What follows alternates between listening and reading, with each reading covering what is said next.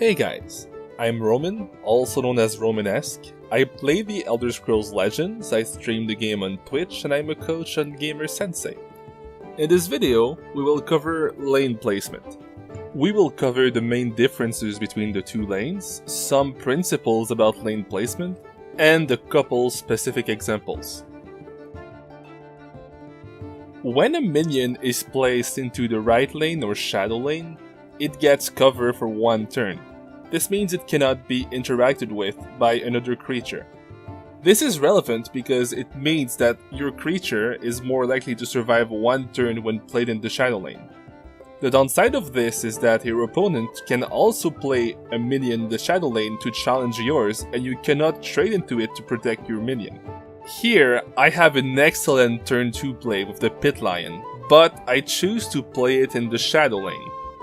This play gets very severely punished by the Sanctuary pet from my opponent. If this had been in the field lane, I could have been able to defend my Pit Lion with the raiding party. This example should show how important it is to dictate your own trades to protect your high value minions. Because this control of the trades is so important, most mid-range decks find themselves fighting over field lane for most of the game, and the one that wins the field lane often wins the game by outvaluing their opponents with very good trades.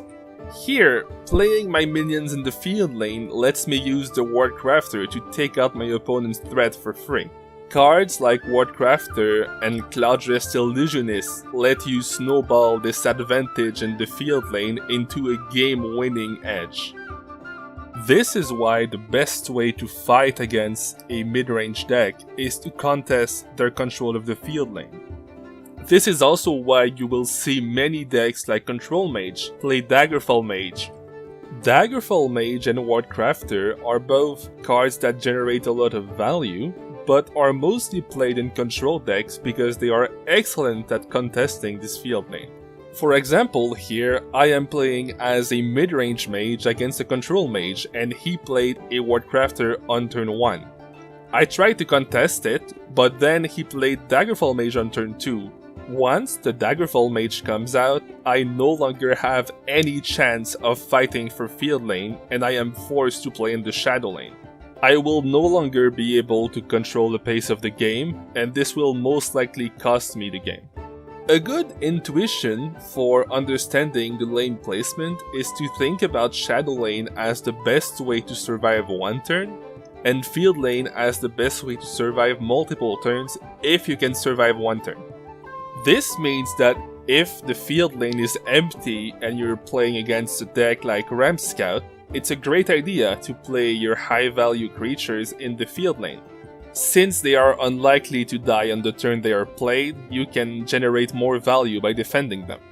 Here, placing my creatures in the field lane instead of the shadow lane when there was no risk of losing them lets me utilize this Battle Rage Orc to take out my opponent's creature for free. This is the reason that many aggressive decks play those cards like Battle Rage Orc or Candlehearth Brawler. Trading is very powerful, and being able to dictate those trades lets you get more damage over time. However, when you know your opponent has a chance to remove your valuable creature if you play it in the field lane, then play it shadow and try to make it survive one turn. Here, I have a Goblin Skulk, a very high value minion that I want to play and want to survive, but I'm facing a red deck which has access to chargers. I play it field lane, and I get very severely punished by the Battle Rage Orc.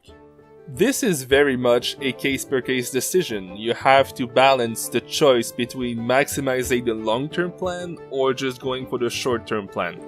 And this should be the main takeaway from this video. You should always keep in mind those trade-offs and try to think about what you need to happen to win the game.